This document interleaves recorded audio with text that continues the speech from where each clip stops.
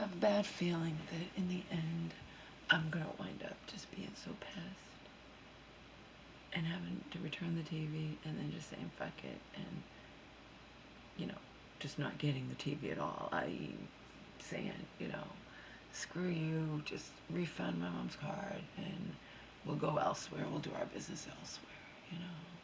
I mean, it's just ridiculous.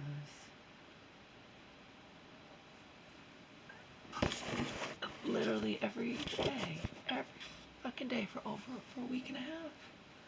This went from the 5th to the 15th. I dreaded going to my Hotmail. I dreaded it. Because it was new bullshit from Walmart people, Walmart employees. Yesterday I didn't go on my Hotmail email at all. I'm just so disgusted,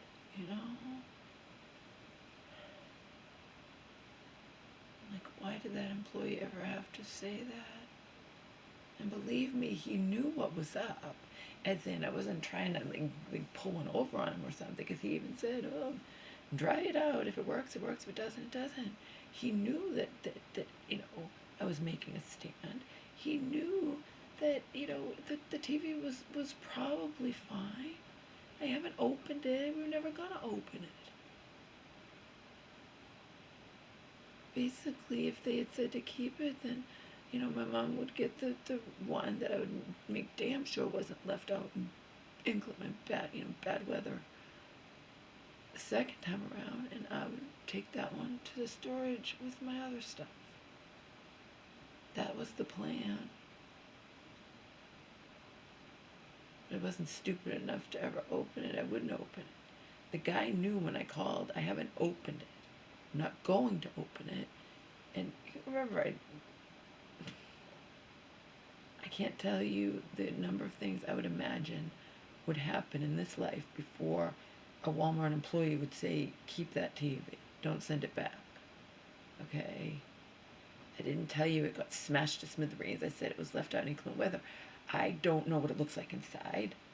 I don't know. Maybe it's wrapped in a plastic bag inside the box, in which case it couldn't have got damaged. I don't know. It doesn't matter. It's my right to say and to take a stand against delivery people who over the years have left my shit out without even this. At least they didn't have plastic bag big enough, but other things they did, and they just left it out, the boxes out like I'm nothing. I take that as an insult. I've had them not wrap it in plastic even though they have it, and leave it out in the pouring rain.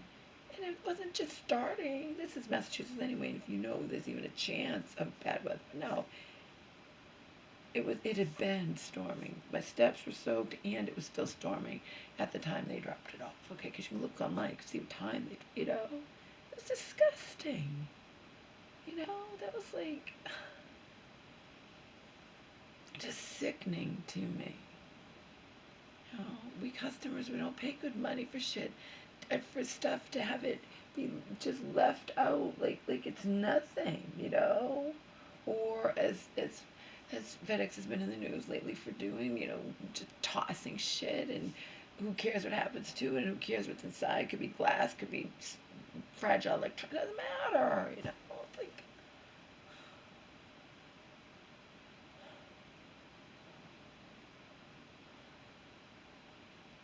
I'm literally avoiding my own email. Because all these emails, I have so many of them for over a week.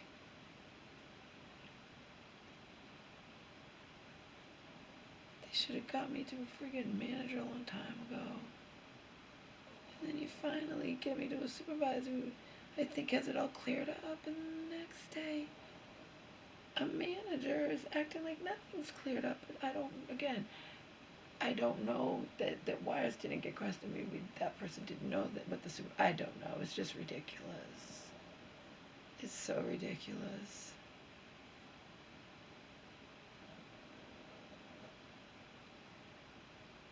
I was stupid enough to tell my mom, oh, it's finally resolved, thinking that it's resolved. And even if I said I want the calls pulled because I want to understand why this happened in the first place, and a manager says I pulled the calls, yeah, that's great. But you didn't acknowledge or say anything against what the supervisor had just told me, which was like, I see that we have to retrain our agents, but I see that you were told to keep some, just donate it or discard it. Are you okay? The manager didn't even acknowledge that. And the manager specifically made a point of saying, the truck, I noticed there's no movement on the package. I mean, oh my God, are you fucking kidding me? I'm serious, people.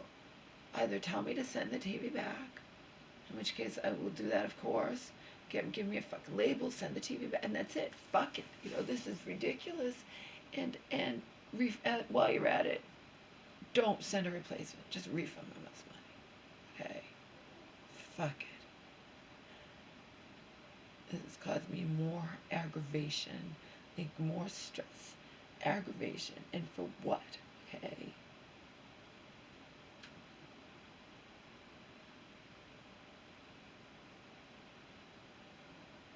I wanted the goddamn, that person to say that, but I figured the person saying it, they have the authority to do it. And then, like I said, I got a few days later just to make sure, and then I got definite, yes. And then I proceeded to go for help, trying to figure out if everything's fine. Why is the package not being? Oh, we don't know, and could be this, could be that, and I keep not accepting that answer, and finally, like I said, finally, it was, oh, the warehouse isn't going to send it until the replacement is in. Oh my God, this is ridiculous. Mind you, this was a week and a half after back and forth emails that got me nowhere. I'm so disgusted. Should just say fucking and call it a day. I'm the type that when I know someone's going to keep upsetting me, I just avoid it. But I can't avoid it. I have to. I know they always email me back. And I just get more and more bullshit, Just tell me one way or the other. If you want the TV back, you have to issue a tag, okay? You can't just, I can't just, you get what I'm saying? They need to make a decision. They can't just keep doing this shit to me, okay? Bottom line is we're not accepting that TV. We're either going to return it and get a refund, or you're gonna let us keep that and send a replacement, but we are not accepting that TV. You think no damn fucking way in hell, okay? I'll just boycott Walmart, give my mom the refund, and we'll get the TV somewhere else. No way in hell, after going through this fucking hell, would I keep that TV.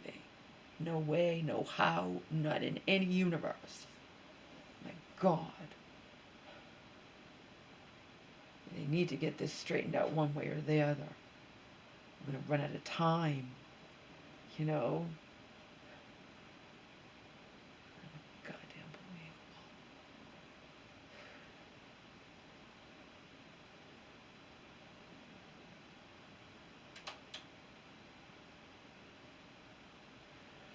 So people are all up in arms about,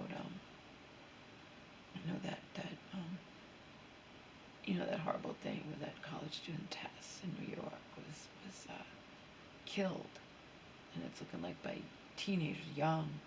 They have one 13-year-old that they have in custody and whatnot, okay, and he's implementing at least two other people, but one was quite whatever, all right.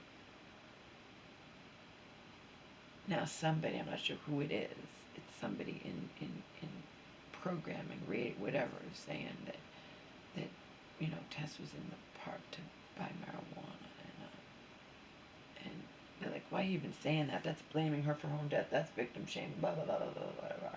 All right, that whatever. But I was planning on victim shaming, and I put in quotations because I think it's ridiculous, a joke, saying I've been following this, and from what I gather, they didn't intend to kill her.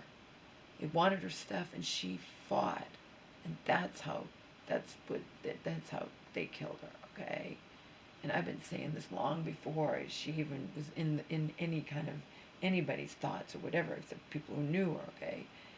About anybody, about, you know, people being touted as heroes. There was one teenager who, in a store or something, or I don't know if she's a young woman, whatever, she, maybe not TJ, but young, she fought off someone who had a knife just protecting money, and I stand firmly that you fight for your life, for someone else's life. You don't fight for stuff, okay? From what I'm gathering, that's what Tess did. And it wound up being the last thing she did on this earth, okay? It's not worth it. I've heard other stories like that. And yet, when somebody fights in the news, they hail them as a hero and they're on Jimmy Kimmel and all this crap. But, so I commend, last time there was someone who was hailed as a hero and other things, but a cop said, you know, this turned out okay for that person, but you don't want to do that. You don't want to fight for stuff, okay? One of the worst ones was this guy, I read about this, this guy got robbed, a store or something, right? And the perps, they left. They left his store. He was safe. He had a wife. He had a kid at home. He goes and chases them and he gets killed. I mean, and I thought that was the stupidest fucking thing to do. Like, you know, they get mad, oh, you victim blaming. I don't care. They left. You could have gone home to your wife and kid, and instead you decided to chase them down, and you wound up dead.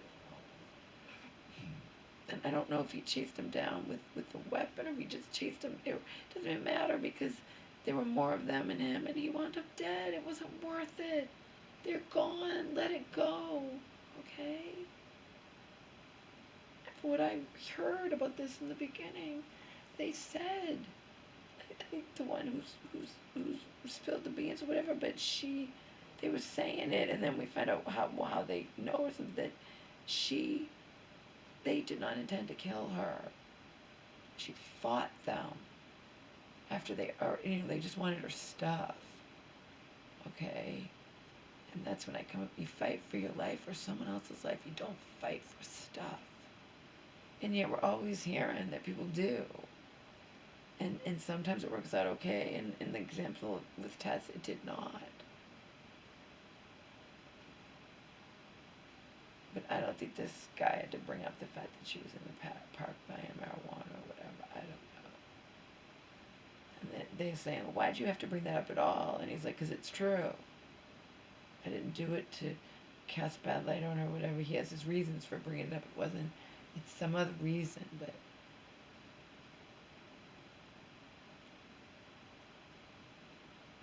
I think he's pointing out that they don't crack down on that anymore. It's going back to whatever, the 19 whatever. When they didn't crack, I don't know. He has some purpose that has nothing to do with shaming Tess or victim blaming or whatever. Oh, and this thing in Texas. Again, I don't know what they're going to find out, but with the young mother and her 3-week-old infant disappearing, the fiance moving like this and having his eyes down or whatever, it just reminded me so much of the Chris Watts thing, where Chris Watts got on the TV and was saying blah, blah, blah, whatever, and he was pacing back and forth and doing exactly what this fiance guy's doing. That doesn't mean he's guilty, but when weird things like this happen, when you're not killed in like a dark alley or walking, or when you just disappear in plain sight. And the last time she was known with she dropped her son off at daycare, 6-year-old, and last time she was known was at home with her 3-week-old infant, and she's just vanished. And of course the fiance's going to be a suspect, but he did exactly what Chris Watts did, getting on saying, please return them as whatever, and so many times the one who's pleading for the return, the one who has the tears, the one whatever, is the one who did it. The why is, if it is true, who knows, but it's eerily similar to that other thing. Eerily similar. Like the little 3-week-old infant and the mom are just missing in action, just gone, disappeared, and like stuff was left behind, just like with Shanae Watts, and but he reminds me, and he's his excuse why he's like, I get nervous on camera, whatever, but it was eerily similar the way he was going back and forth. Like, that's exactly what Chris Watts did when he was begging for their safe return of his family that he knew he had killed. You know what I mean?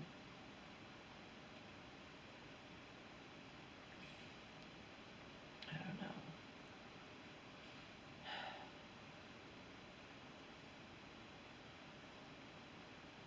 I, from what I've heard, it's almost always, though, it's when these kind of weird things happen, it's usually, you know, that's, of course, they're going to look at him as a suspect, you know. Instead, edition was asking an expert to examine his behavior, and the expert was like, it doesn't look good, and his lawyer should have advised him to not do just like Chris Watts did that interview that he looked guilty after. You know what I mean? It's like, I'm really nervous. This guy seemed very nervous too, but he just said, "Oh, I'm getting nervous on camera." His eyes closed, looking down and pacing back and forth, exactly like Chris Watts did. If you guys watch this thing in Texas, the young mother is missing with she's missing 5 days now, just missing, vanished, with the 3-week-old vanished, okay? And if you watch the thing where the fiance's begging for safe return and pacing and has his eyes, it's eerily similar to Chris Watts. It's, and if you watch the old Chris Watts thing, which I'm sure you can find it on something out on the internet, when he did his interview pleading for the safe return of his family, and he knew that he had killed them all, his 2 young little girls and his wife. I watched that and I'm like, whoa, that's just,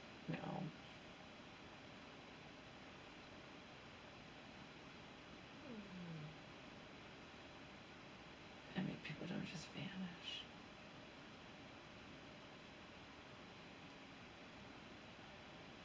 In this instance, it's her and her 3-week-old infant. Is the infant the child of that fiance? I don't know. I don't even know if they've said. I just know that he's pleading for their safe return, and it just reminded me of the Chris Watts thing, big time.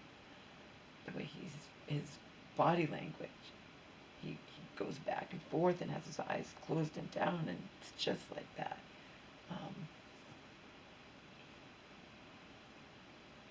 He cries, but an expert was like, often the ones crying the most and begging for the safe return of the most are the perps, so are the ones who did it. So I don't know.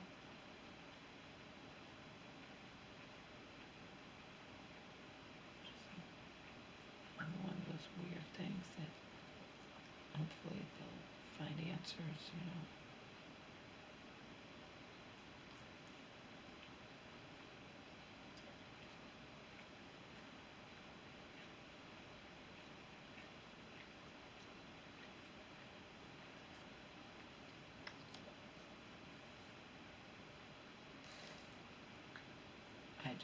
I think it's important when there are people who fight back, and even when they succeed, when they're just fighting for stuff, when the person doesn't want to kill them, they're just they're hailed as heroes, and I don't think that's a good idea. In this instance, they just say she was 18 and she's from Midwestern and she's not used to, and I think she probably, I would imagine, we're never going to know because she's dead, but she probably was thinking, these are just kids, or I can just, they're not really going to do anything to me. She probably thinking something like that. This was in New York and she's from a Midwestern town. That's what they said, and she just wasn't thinking along those lines. And it was early. One thing said it was at 5:30, one thing it was 7. I don't care if it's 5:30 or 7. That's super early. God.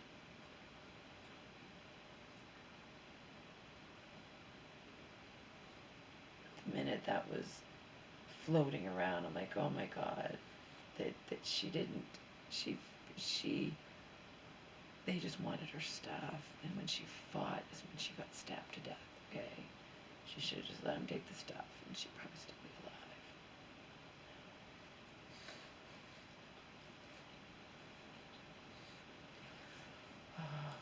I can watch that today. It's 2 o'clock. I started watching Hustle.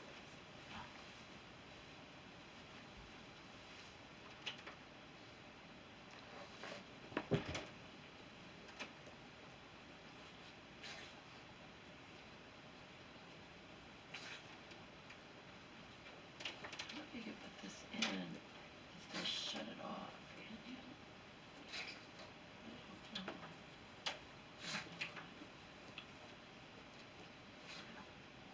Oh, I did, okay. Keep it in there.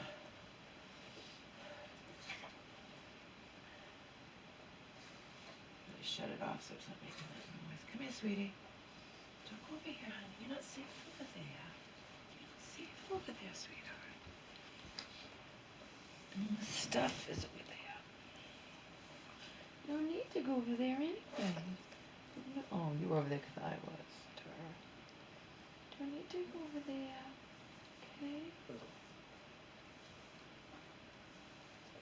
Containers of stuff. Find my stuff. Supposed to get another storm. Supposed to get the stuff temporarily out of the laundry room. I want separated papers from things, you know. Which I've pretty much done that, but now I want them separate, as in wherever they are, I want them together, so all the containers that have things are, you know, are in one section, and then, you know, the laundry room needs to be rearranged again. I need to find the shovel. I'm supposed to get another storm.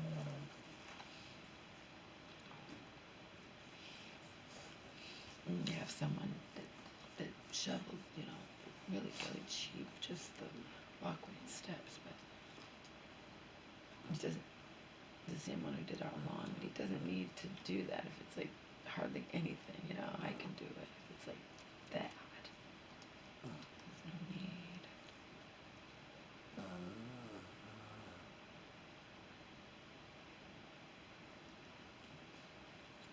I might want to leave before he comes. Last time he came later in the afternoon, so, but I have to get the show. I don't think we're expecting really much of anything today. In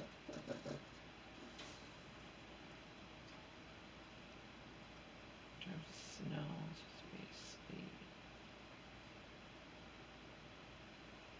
Freezing rain. What's the difference? Isn't sleet and freezing rain the same?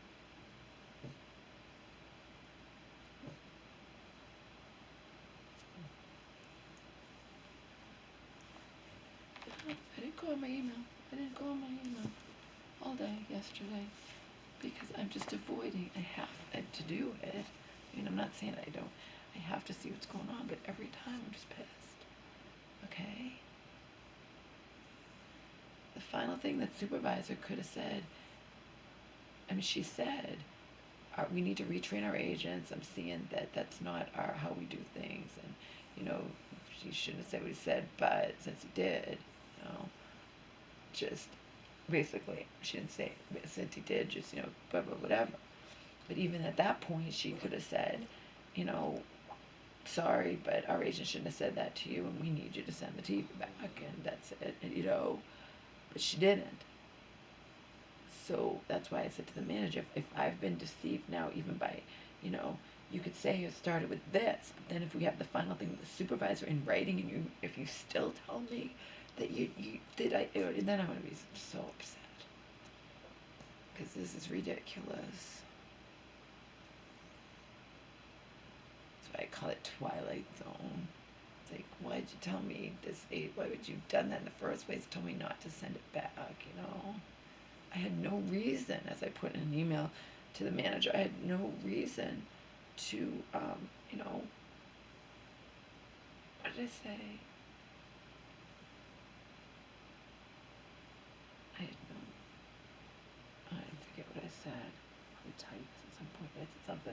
along the lines, I had no reason. Why would I think that he didn't have the authority to? I had no reason to think he didn't have the authority. Why would I think anything else?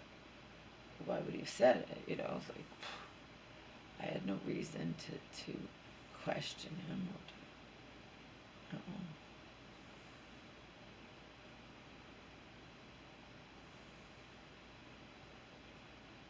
And then it turned into hell for me. Turned into a fiasco. Farce or whatever, just turned into a ridiculous absurdity.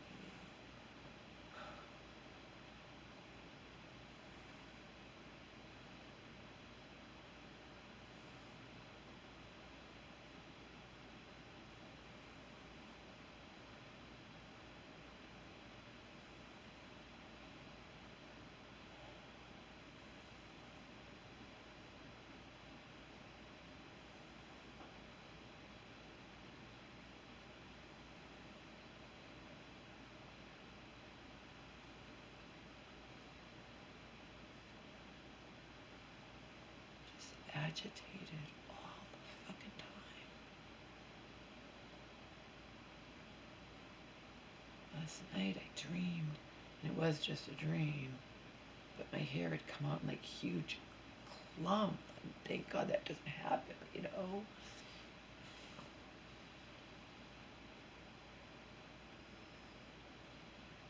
was in the shower, and instead of the normal amounts of hair that come out, and I put them on the wall, and afterwards I get them down.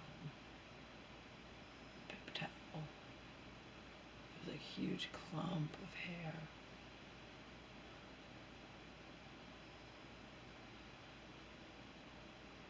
Doesn't take a rocket scientist to know when you dream about shit like that or about your teeth falling out. I've had those dreams too.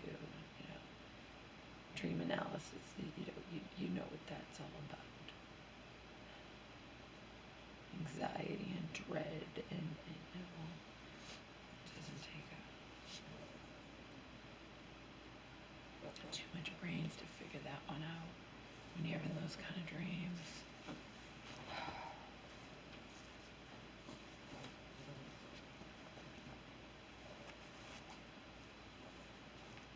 Sit here, hide Mama's big stomach.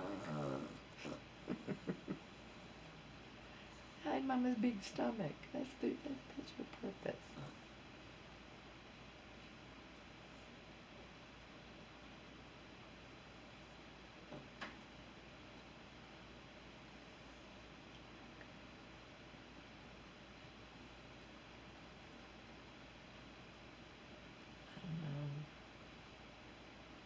The moment he said just keep the TV, I had a bad feeling.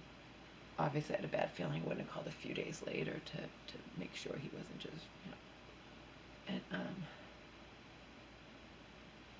I was right to have that bad feeling. It's not like I jumped for joy or anything. But I also was like, I'm not going to argue. I'm not going to say, no, I'm going to, if that's it. But I did everything right. I was proactive. I called, and then in the end, I just went through hell. So as I was going through hell, I'm like, now it's become personal.